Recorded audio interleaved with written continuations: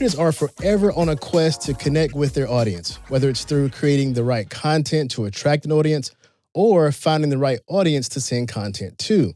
To support that support that quest, we look for software tools to provide the data for guidance.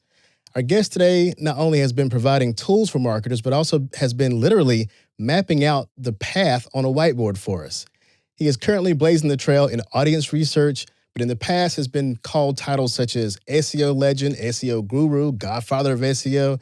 And even though he's moved on from that chapter, my favorite name that I've heard him call was the Wizard of Moz. Obviously, with those titles, it's a privilege to talk with and learn a few things from today's guest. Currently, he's the co-founder and CEO of audience research software startup Spark Toro. So welcome to the podcast, Rand Fishkin. Hey, Rand. Thanks for having me, Lee. Great to be here. Good to talk to you. I appreciate you taking the time out of your day to chat with us for a while. So before we get too deep into, I'm really interested in your companies you founded in the marketing space. I have to tell you this, that I've got a whiteboard on my wall downstairs, and there's no doubt that you influenced the fact that it's there. I mean, whiteboards, they're handy for so many things. Yeah, when I first began making videos, I think I came across yours, working in marketing, who hasn't seen your videos. And I was like, I love what this guy's doing. The challenge is lighting a whiteboard. That's a challenge. Oh, I know. I wish I could show you the setup in here. So I've been trying to I've got a shed out back of my house, and that's where I work from. All the light comes from one side where all the windows are. And the rest of the shed is, like this, right? And yeah, trying to light a whiteboard over on that side, it's a lot of work, my friend. That's a challenge without getting the glare. Yeah, a white spot or bright spot. Exactly. So around the whiteboard, you have educated a lot of marketers, myself included. So was being an educator ever a part of your business plan, or did it just kind of end up being a driver?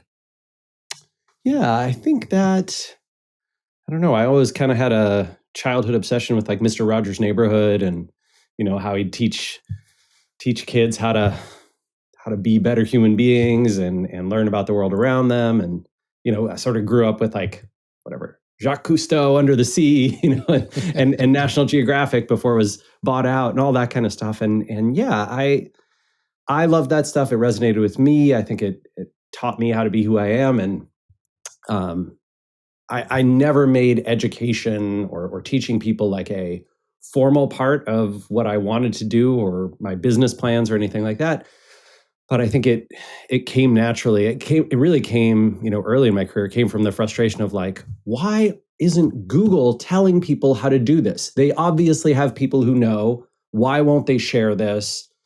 And, the reasons are obviously complicated, but the net result was an entire field of people trying to do work to promote their businesses, especially small and medium businesses who are, in the American economy have this fundamental disadvantage against big corporations. And they're trying to do this stuff, and Google is just so unhelpful. I mean, yeah, that was my big frustration until I thought. Yeah. Maybe it's their advantage to keep it a mystery. Yeah, I mean, I think early on, right, they thought that they had to keep it secret so that Yahoo and MSN and all these, Ask Jeeves, what their competitors wouldn't figure it out. And then they thought that obfuscation was the best way to keep spammers out of their system. I don't think either of those actually were true. I think that they're just stories they told themselves and became culturally ingrained in Google's leadership and organization, and then, propagated to the rest of the company. And that just meant that who's here to help us if not us, right? Lee, you and I got to do it. Well, you've done a lot of help, and I wonder. So typically, I don't spend a lot of time on a guest's backstory, but yours includes not only educating marketers, but also creating software that any marketer with experience already knows about. And I think that what you did, the path you took, probably could not be replicated today because of the timing when you did it. Yeah. So going from a blog to a consultant to a software business, take us back to 2003 SEO Moz and tell us how you got to Spark Toro. Yeah. I mean, the short version is exactly what you described, right? Essentially, we were this failing web design company. My mom and I were working on, couldn't get clients. Even when we got clients, couldn't get them to pay. And just, having a lot of challenges. started this blog about SEO because I had started to do SEO work for our web design clients after we couldn't afford to pay our SEO subcontractors. And so it's like, okay, I guess, yeah, you got to pick up the slack because there's nobody else to do it. And then had this frustration with Google and Yahoo and MSN Search and all these people, right? That they weren't transparent about how their operations really worked. And so started SEO Moz as a blog to help explain, really just to share frustrations. Like if you look at those early posts, it's a lot of like, I think this thing works, but here's this person on this forum saying this other thing. And I tried this with my clients and this didn't work. So it's very amateur hour, but eventually, got some serious audience participation and, other folks contributing. I was obviously writing a ton. And so eventually I got better at it, even though if you look at those early posts, I don't know if they're still up, but, it was pretty bad. And then we started getting consulting inquiries, right? People said, oh, hey, those SEO Moz guys, like they seem to know their stuff. This Rand guy seems to know what he's talking about after a couple of years. So that became our business until 2007, when we had built some tools to help us automate some of our SEO work. And then we were like, hey, we have this big, we have these two assets, right? Some tools that we find helpful and an audience of people who would probably also find them helpful.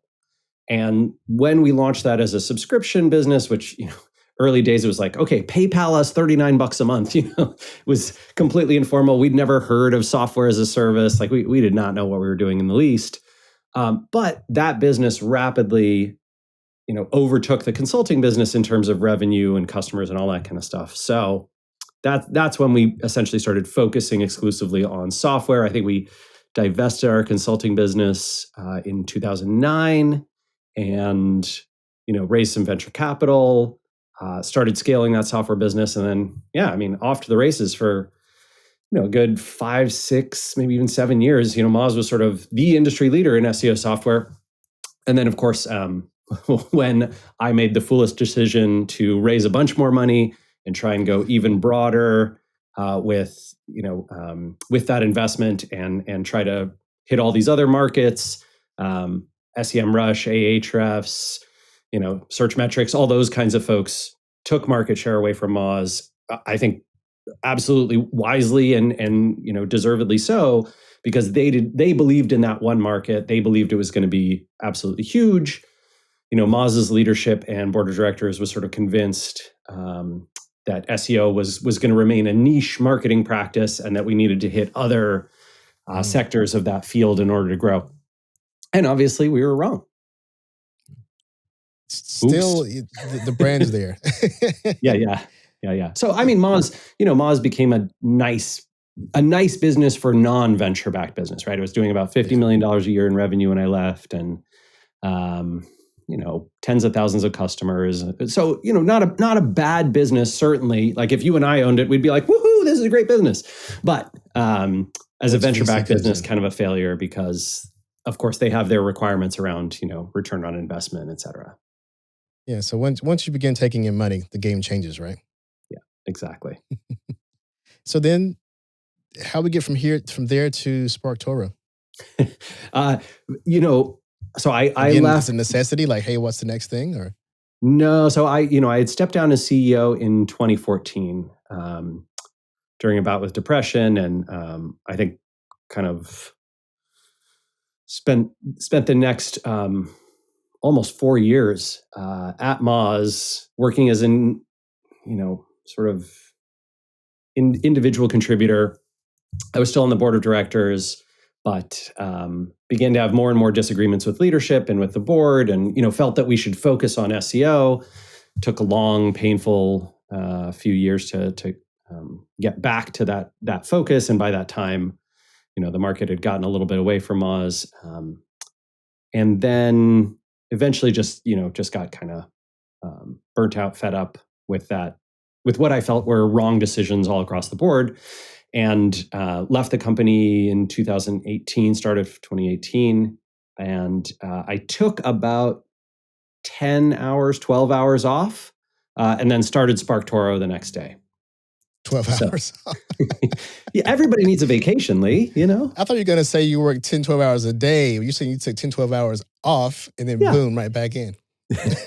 Well, I mean, I wish I could tell you like, oh, I was so excited and passionate. I just wanted to do it. But also I needed, healthcare. I needed, a salary. Geraldine and I had bought a house and we had to pay our mortgage. And so it's a little more complicated than just, the realness is so appreciated, because whether you're a 9-to-5 in marketing, whether you're an entrepreneur, whether you're seeking VC capital money, sometimes we don't hear the realness of it. We hear the sprinkle fairy tale versions of it. And I'm sure a lot of people make lots of bold leaps because they didn't hear the real part. Yeah.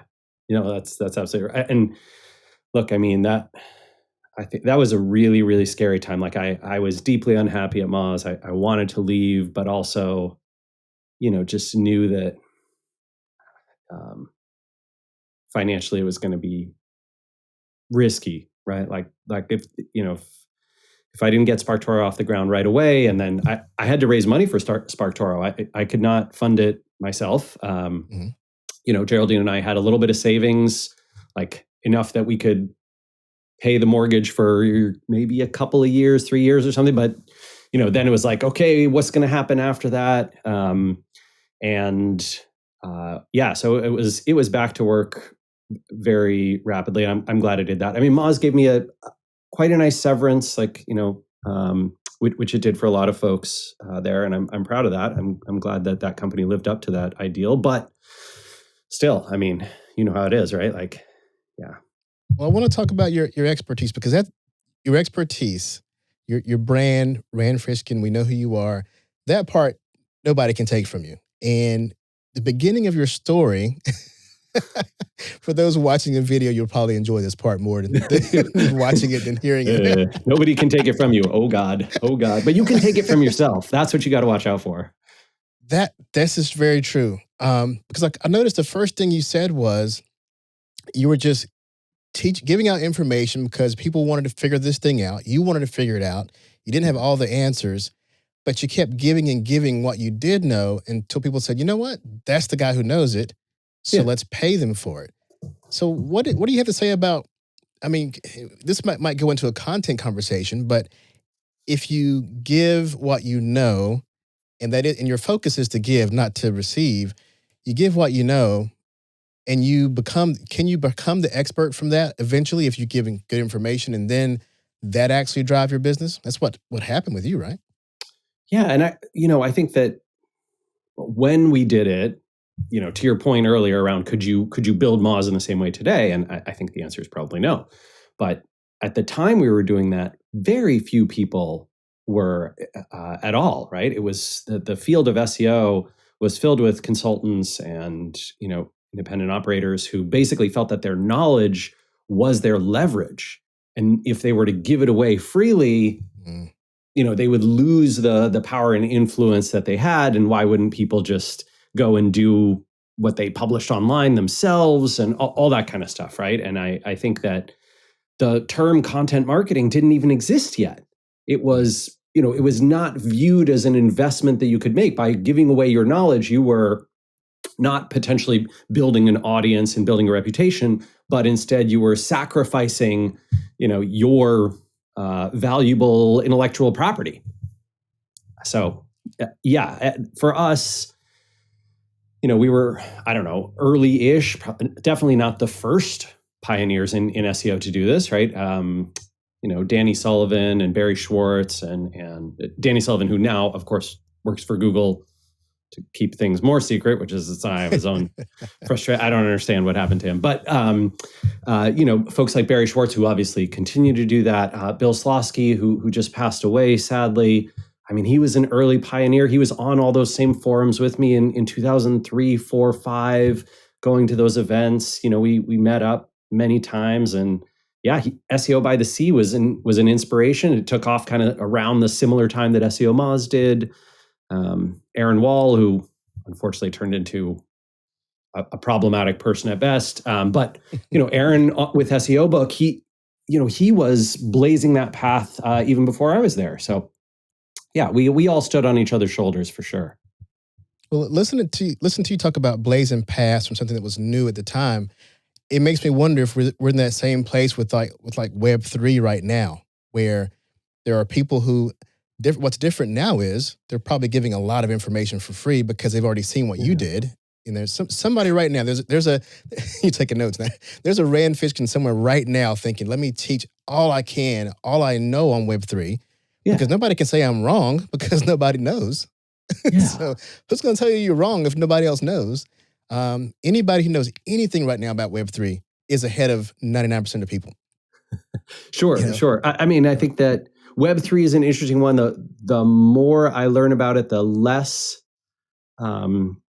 I find practical applications and Yeah. good use cases. And I think that there are people who are absolutely, benevolently teaching what they know about the theoretical ideas around what it could do, what it could accomplish, how a blockchain supported system could resolve identities and prove them even in privacy centric systems. And there's lots of interesting ideas, but I'll be honest, Lee, like I've really struggled to find anything where I say, oh yeah, that is a problem that only this solution could get to, and I can see how it's going to be huge in the future, as opposed to this feels like a creative solution in search of some problem. And maybe you'll eventually find that problem and that'll be cool, but I'm not sure that it will. I think we're in a good place because we saw the internet come and we saw people who were doubting that it was going to be a real thing. At that time it was, okay, this internet thing's coming. It may be a real thing or it may just fade away. We don't know. We won't do anything with it. Yeah. Now when you and I see Web3, we're like, oh, it's going to be a thing. I don't know what it is yet. I may not participate yet. They may not have figured it out yet, but it'll be a thing whether we participate now or not. So funny enough, I have a bet going with the co-founder of HubSpot, Dharmesh Shah. I think it's a 5-year bet. It might be a 10-year bet. I can't remember what it is. But my bet was that either 5 or 10 years, Web3 would get Web3 would get like virtually no adoption from major businesses or organizations. It would have virtually no significant commercial or NGO applications. And Dharmesh was like, absolutely not. And look, that guy's a billionaire. He's obviously, way smarter than me, built an incredible company. So, maybe smart outsiders would be like, I'm going to bet on Dharmesh, not on Rand. But if you want my opinion, I just haven't been able to see my way to like, what's this going to do? I don't see it yet. I'm with both of you because I don't see it. I absolutely don't see it, but I know it exists. It's like God, I don't see it. I don't even understand all of it, It's almost like the song, give me all your thoughts on God because I really want to meet him. So give me all your thoughts on Web3 because I really want to see it. I'm ready, but yeah, I'm with you. I feel like it's going to be something. It might even, in fact, I don't think it's going to even be called that. It'll be something else. There will be utility. It won't be called Web3. It'll be something that is closely recognizable to what we think was happening now. But I digress. Fair enough. Yeah, maybe as the definition of it evolves, it'll feel more useful and pragmatic than it does today. As it feels a little nebulous and sort of, let me pitch some VCs on this, that kind of thing. Which that has its purpose too. Yeah, so who am I? I bought Stark and Webcart, whatever it was. Oh, yeah. Whatever it was where you buy shopping online in 2000, whenever that was. Seemed stupid then. But actually, it seemed smart then. Yeah, it seemed smart then. I believed in it then. But I was, 20 years ahead of Amazon there? Yeah. I mean, I was incredibly excited about Web 2, right? When Web 2 was coming out, I was like, oh man, this is the future. And I think, obviously, it did become exactly the future, right? Today, the large social networks and YouTube and places where, user-generated content sits on platforms and has algorithmic inputs and moderation, that has absolutely become what the internet is. And so I completely believe in that. I still think, obviously it has its huge problems, but has it become the internet? Yes. And I think that Web3, it's a little bit nebulous. Very clear. Well, let's bring it back home to today, to real stuff we can touch, which is, you mentioned earlier, content. This podcast was originally called The Business of Content, but then we realized we need to broaden things a bit more, even though I love content. My agency's about content, but I love talking to marketers about all kinds of things. So recently you were on a webinar. I think it might have been maybe one of the things that Spark Toro co-sponsored. It was called Why Your Content Strategy Isn't Working and How to Actually Break Through.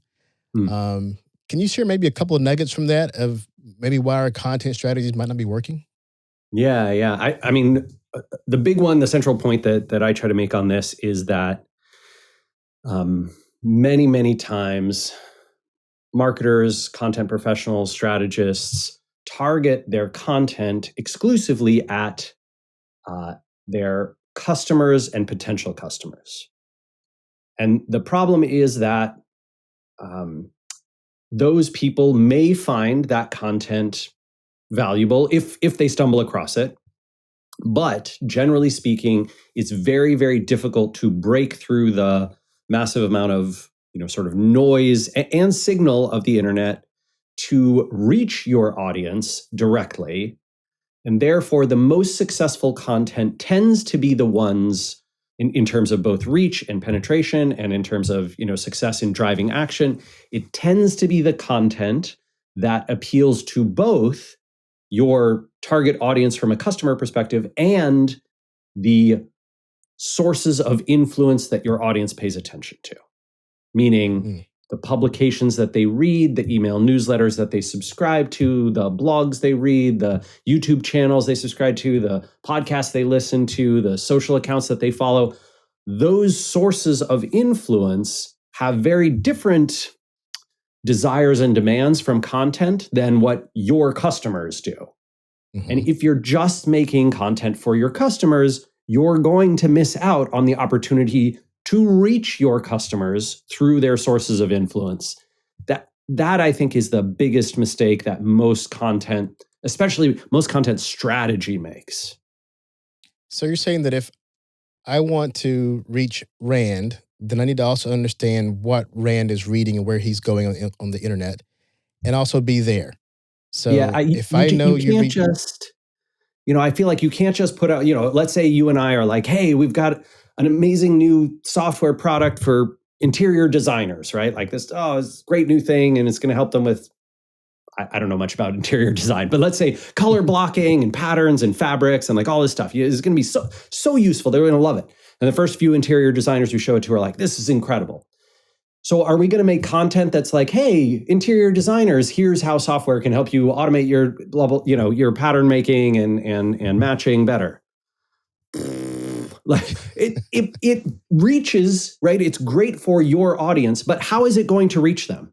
You're going to produce that content and then what? Wait for people to like put in the right combination of Google keywords to try and find it. Interior designers already have their systems for how they do color designs and fabric. They're not searching for it anymore, right? They're done. They know how to do it.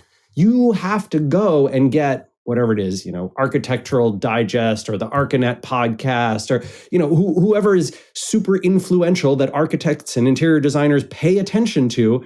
You have to reach them through places where they pay attention.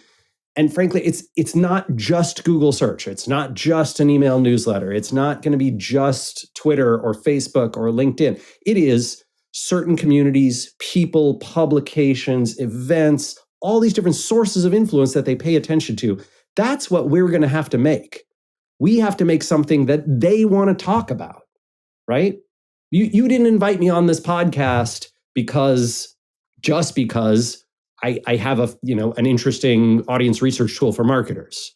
Lots of people have interesting audience research tools. You invited me on here because you're like, Rand has interesting content that source of influence to other marketers, find valuable. I want to interview him about that. Right. This is the fundamental challenge, right? That I think that so many marketers just don't, content especially, just doesn't hit. It's almost like having someone to second that information. Like, okay, well, I second that information because it came on my show, or because the information that you're reading is from someone else. In other words, instead of directly to the consumer, it's to the middle third party. That's the middle trusted party. Yeah, exactly. Right. Like I don't trust random corporation I've never heard of. I trust source of influence that I know, like, trust, have paid attention to for years, has never steered me wrong. That's what I consume, right? So, for me, for example, like I have developed a very frustrating relationship with the New York Times. So I used to think they were a very high quality publication. I think they really were a very high quality publication, and the vast majority of stuff on there was really great. And I had a subscription for years, and over the last few years, I've been like, ooh, the more I know about a topic, the less I'm like, oh man, the New York Times is really they're blowing this, and they've lost obviously a lot of their, I think, best writers and reporters to other publications like whatever it is, some to like the Washington Post or the Economist, or a bunch of Substacks or those kinds of things, right? And so, now I have my sources of influence that I trust on whatever, like big picture news stuff. So I actually stopped subscribing to the New York Times and I subscribe to the Washington Post. I like their stuff more. I think that they write better. I think that they do better stories, right? All this kind of stuff. So, now if you want to reach me, at least on like big picture media stuff, that's probably the source. Same story with, I used to love Food and Wine. Thought that was a great publication, would read it all the time. Like I'm kind of obsessed with cooking. Now I'm like, I'm kind of more of a Serious Eats, or, for Japanese cooking, I really like Just One Cookbook. For a lot of, individual items, I read this Taste magazine. Like, I have my sources. I learn to like them. I learn to trust them. You made me realize something. Recently, I had a client who was doing some research. Now, they're already a client, but they wanted to know a particular answer, confirm that they had hired the right company, my agency. And I'm on the phone with them, and they said, I was reading an article in Forbes about podcasting, trying to find out, how to determine the ROI of podcasting. And then I realized it was your article.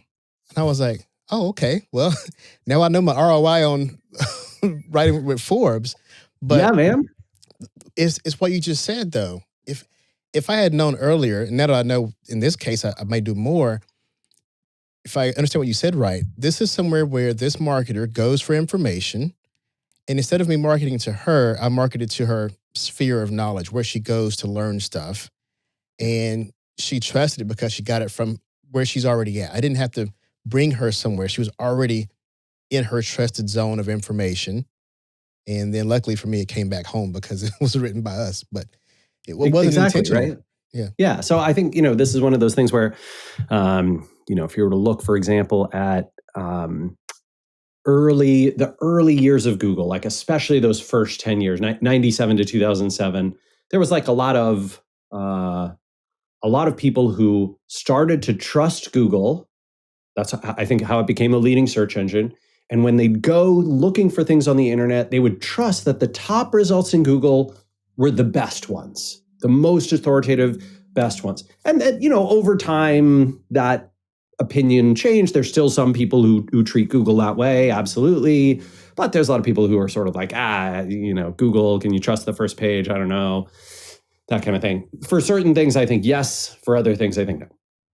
And so my point is that marketers, when we were doing, even when I was doing SEO, it was kind of like hey, Google is telling all my potential customers and audiences what to pay attention to. Let me go be up there. And that's what SEO was, and for a lot of people who grew up in kind of the generation before ours, it was like radio, television, print, magazines, outdoor advertising, all of that kind of whatever, sponsorship, buying a stadium in your name, that kind of stuff that sort of convinced all of us both to be aware of a brand and to start to know them, like them, trust them. So this brings me to Spark Toro, because I think I'm understanding better what Spark Toro does based on what we just talked about, right? So let's dive a bit deeper into that and the practice of audience research. I don't want our talk to sound like an ad for Spark Toro, but I think the solution that you're providing is useful to marketers regardless of the tool. So your site says that your mission is to make it easy to discover the websites, blogs, podcasts, social accounts, and publications that reach your audience, like you said earlier. So why is this type of discovery Why is it useful, and who's the tool targeted towards? Yeah, I mean, really, it is useful if you are a marketer who kind of believes in reaching people through their sources of influence. If you're on board with that idea, then the next logical step is, well, I better figure out what my audience pays attention to, right? So I can go do good marketing of all kinds, whatever that, could be advertising or a partnership or pitch them to be on their podcast or do PR, whatever it is, right? To the right places, the places that actually reach the audience that I want to reach. And what we find is Spark Toro is not the only way to do audience research. Like my suggestion to almost everyone is, yes, you should do a few interviews. Talk to people who are your customers or right customers, right? Potential customers for the product you're making or service you're offering. Maybe do a survey too, right? Try and get some data at scale. Try and validate the answer that you got from a few people among a larger group. I don't know, your email list, or you can run public surveys with SurveyMonkey or Qualtrics or something like that. And then you probably want data at scale with, ideal situation, right? Like if we could dream up the absolute best scenario in the world, it would be, first off, it would be that my contact lens would stop getting stuff underneath it. Sorry about that. No problem. All right. So dream scenario. Well, okay, this is, if you wanted the absolute best data you possibly could get, it would be to go to your audience, get their home addresses.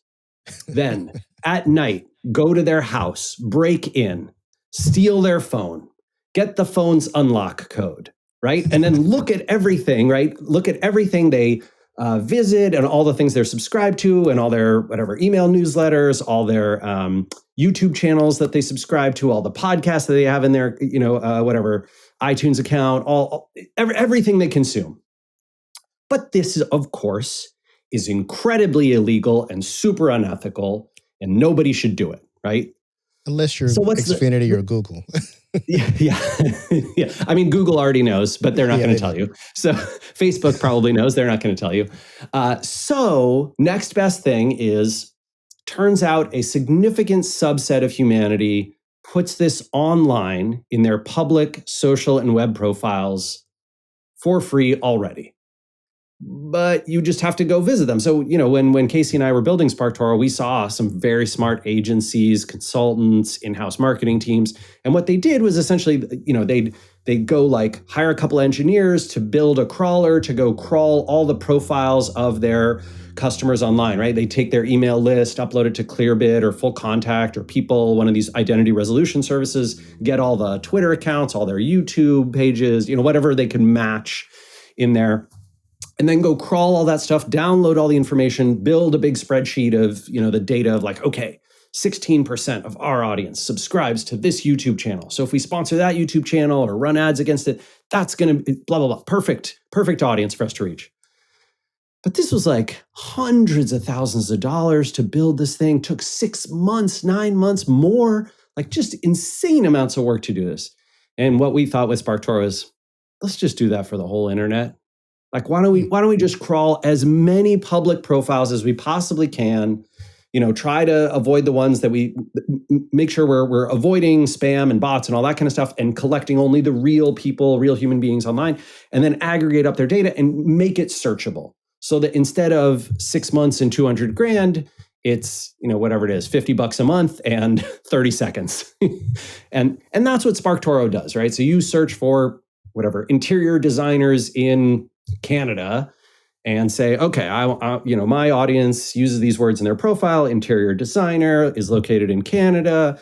Hit enter. All right, here's 1,700 interior designers in Canada, and their public profiles say they use these hashtags, have these demographics, and visit these websites and subscribe to these YouTube channels and these podcasts, all that kind of stuff. And you can get it in just a few seconds.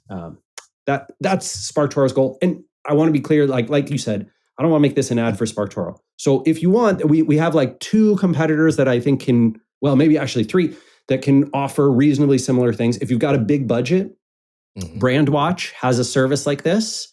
It's expensive. absolutely. But like, they have a whole enterprise sales team and process. And I think it's really amazing. Like it can do potentially even more than Spark Toro can do on this front. Just pricey. If you're looking for sort of more similar to Spark Toro, there's two other products. One is called Helixa.ai and another one is called Audience with an S instead of a C. And those two products are well liked by lots of folks too. So Spark Toro is not the only thing that does this.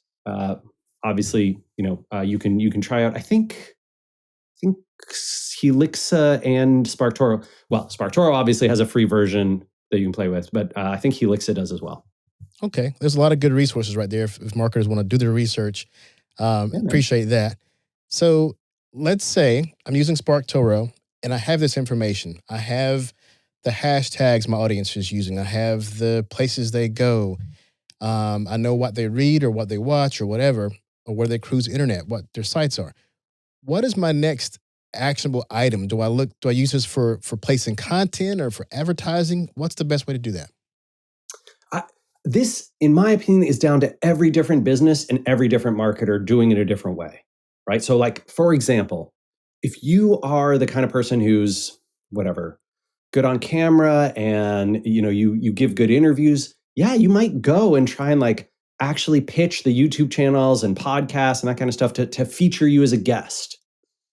And you might also be someone who's like, get in front of a camera? Hell no, I never want to do that. Okay, maybe you're a good writer and you can pitch them, a guest editorial. Maybe you work on maybe you're like a great stats person and you work on a piece of co-branded statistical analysis with their data and your data. Maybe you are, I don't know, offering some incredibly creative, craft beer brewery experience. And you're like, hey, do you want to do an event at our brewery? And like all that we'd ask is that you show up and co-brand the event with us and you sort of promote our brewery. Great. The thing to do is really about what are you good at? What do you have the people and skills and resources to do? And what's going to resonate with that source of influence, that publication, person, event, whatever. I don't want to try and be presumptive and say, oh, well, everyone should do it this way. Or you should just go to your Facebook ads and your Google ads and just plug in the YouTube channels and the interests and the words and phrases people use in their social posts and blah, blah, blah, and just run ads to them. Some people do that and it works fine for them. Great. Like there's people who the only thing they use Spark Toro for is better Google and Facebook and YouTube ad targeting. Fine. And Twitter and LinkedIn. Fine. Like that. If that's you, go for it. But hey, for me, like what I use it for is let me go find these sources and then let me figure out what I could do with them that's going to provide value to them and their audience and also get them to talk about me. So from a practical standpoint, for my listeners, if I find out that all of my target audience, say they're marketing directors, if they're all fans of Rand Fishkin, I should probably have him on my podcast. This podcast was a really good idea, Lee. If that's the case, right? Well, see, I use Spark Toro and it told me that. So. Oh, man, meta. You're a genius. So meta. Well, so this is a tool, and as a marketer, these are our shiny new objects when we have a new tool to learn something new. Totally. So let's zoom out a bit and talk about measurement as a whole, because typically when I talk about form over function, I'm talking about a product, but I've seen a lot of successful measurement tools that in their form provided information, lots of data, but didn't actually serve the function of business. So do you have any insight on how we as marketers can avoid maybe measuring or buying the wrong things to measure the wrong things?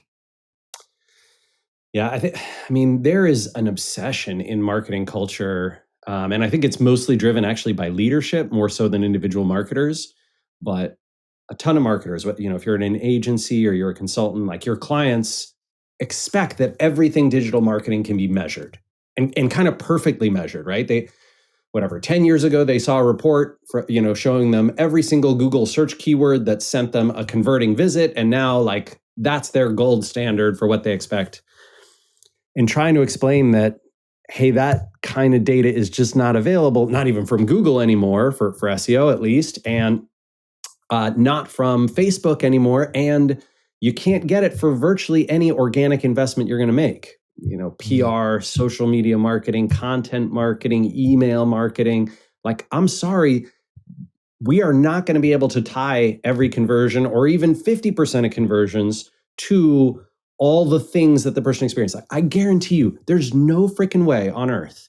Let's say 10 people who are listening to you and I right now go to Spark Toro's website, right? Maybe they go to Google and they search for Spark Toro, or they just type in sparktoro.com, whatever. And then they go and sign up.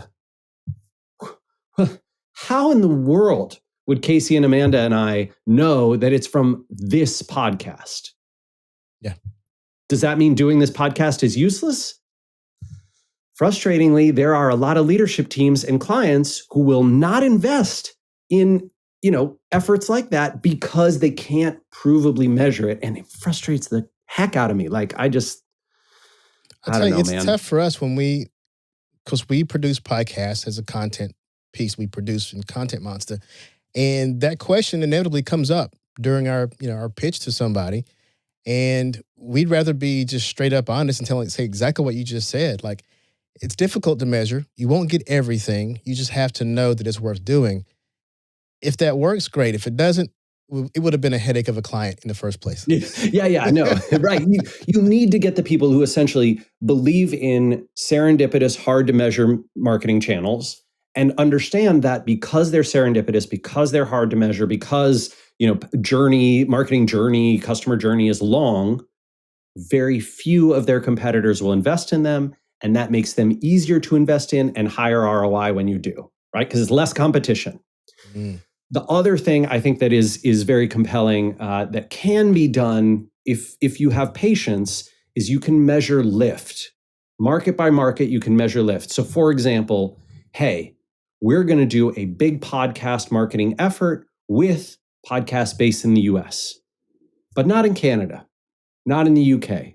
And then we're going to look and we're going to see, hey, it looks like our US lift in traffic, search demand, whatever it is growing outsized to our other, similar countries. You can do this region by region. You could say like, hey, I want to do a big event marketing series. I'm going to run it in Kansas and Oklahoma. All right. What happened in Iowa? What happened in Ohio? We did not see the lift. Okay, now we know. If we invest in an event series like it looks like we got about a 30% lift in brand awareness and a 20% lift in traffic. And over the course of the next 6 months, this much in sales lift. This is how, Pepsi Cola in 1970 measured billboard campaigns, right? They're like, okay, we're going to put up billboards in Toledo and we're not going to put them up in Akron. And then they'd be like, look at that. Toledo sales lifted by 12%. Okay, now we know what a billboard campaign is worth to us. That's exactly how I try to explain, especially podcasts. Are probably the hardest ones for us to measure, but it's the lift. It's not the exact number, it's how the numbers changed. Like if you went from, we don't know if you went from 1 to 100 or 100 to 1,000, or let's say 1 to 100, 100 to 200. We just know it's 100% change. We don't know the exact number, right? Did we go from 1 to 100? Did we go from 100 to 200? We don't know which number that was, but the lift was there. You got more more views to your website or more blog articles that's tied to that podcast. You have more listeners. We don't know exactly how many, but you have more than you had last week, and it's always going up. So okay, well, if it's always going up, keep doing it. But to say exactly, that's a tougher one. Yeah. And to tie it to conversions is, it's sort of a pre-privacy era pipe dream. Like you just can't do it anymore. Yeah, we've seen big drops rather. Well, I'd like to say jump. When Apple made its changes and right. Lots of your browsers are from iPhones, that changes things. And it's only going to be more and more first party going forward. So marketers, get ready to change all your reports. Get ready. This is the future of marketing measurement is 1970s style marketing measurement. Exactly.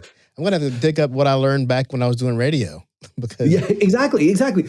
I mean, radio is a great example of this because, right, every local radio station only reaches a certain geographic area. Mm-hmm. And so you really could, it wasn't like every radio in every car recorded what station it was listening to and then sent that data back. And, you could tie it to, I don't know, some identifying. You never had that.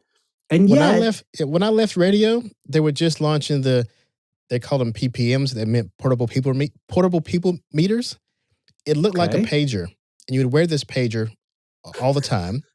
And what? Nielsen was listening, so it Oh listened to where you were. The thing about it was, it would count. It would compare what you said you listened to versus what you thought you listened to, and what you actually listened to. Because if you say, "Hey, I only listen to Q100," that's what on your survey. That's what you say. I'm a Q100 listener. That's what I listen to. But what you don't realize is you're in your car listening to Q100, and you get out and go to the grocery store. It's a different station. You go to a carnival. It's a different station. And so mm, you're exposed to multiple places and you didn't even realize it. And the PPMs are totally. trying to measure that. But even then, it was rough. It was rough around the edges. You know, Oh it my was God. dynamic compared to billboards. It was like cutting edge science. I don't know what they do now. Probably some of the same. They probably Yeah. listen to your cell phone now. I don't know, but Fascinating. but yeah, I Huh. think we're heading backwards to where we just got to know we're doing the right thing. We're not. To kind of measure Yep. that. So one last thing, Rand. And this is a social audience and an SEO question, and it might hit home with you a little bit. I tried Googling Rand Fishkin, and it was very difficult to find anything that did not connect you with SEO. Oof. Now Sucks. that's awesome because you have so many results, but how does that affect your pivot as a leader in audience Yeah. research? No, it's really, I think it's really tough, right? And, 4 years at Spark Toro versus 17 at Moz, I think this is one of the weaknesses of Google is that it um, does not always reflect reality, right? And has old data, has you know old ways of thinking. I think, if I'm not mistaken, the one box result for my name in Google comes from a 2009 Google Books listing. And I Yeah, talked to a bunch of people about knowledge panels and all that kind of stuff, and they're like, "Yeah, you'll never get it out of there. Like, Google yeah, I likes did that that. old thing." I actually reduced the date to the past year, right? Yeah, Because I always want to know. I mean, we know the things that people like you are known for, people who have a name in their industry. We know the big yeah, thing, but I don't want to talk about all the big. I want to talk about you and what's happening today. yeah. And so, yeah, so even though I claim I don't do a lot of research.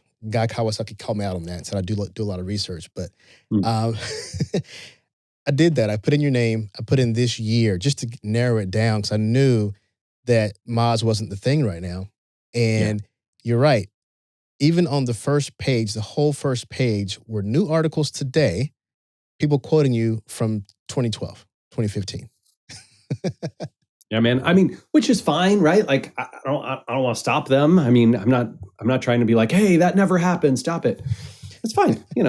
Go for it. I've noticed, like, especially in the last 6 months, for some reason, I think YouTube's recommendation algorithm started recommending a bunch of my old Moz Whiteboard Friday videos. Hmm. And so I've gotten a bunch of people reaching out being like, "Wow, this, check out this old timer."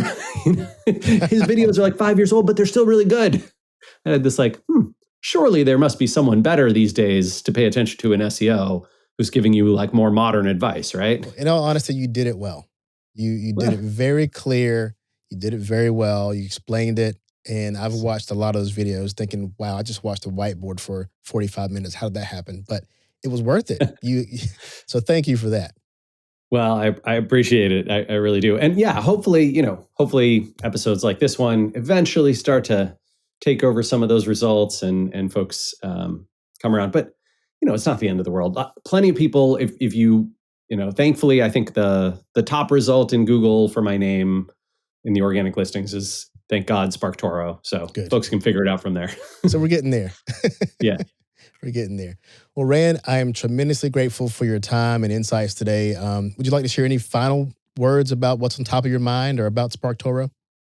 Oh gosh. I would just say, hey, if folks want to give it a spin, it's free to try. And of course, I love helping people use it better, figure it out more. So if you're kind of like, oh yeah, I really do want to find, more information about this particular audience, but I can't seem to describe it right in Spark Toro, drop me a line. I'm happy to help you formulate the right queries. I'm just Rand at sparktoro.com. And if you want to chat about anything else, entrepreneurial stuff or venture stuff or whatever, I'm at Randfish on Twitter. Sounds great, man. Well, awesome. Thank you again, Rand. Stay well. And thanks to the listeners. If you're listening to the podcast and also want to see Rand and I, video of the podcast will be on contentmonster.com with the rest of the podcast. So thanks again for listening, and thanks, Rand, for joining us. Thank you so much for having me, Lee. Take care.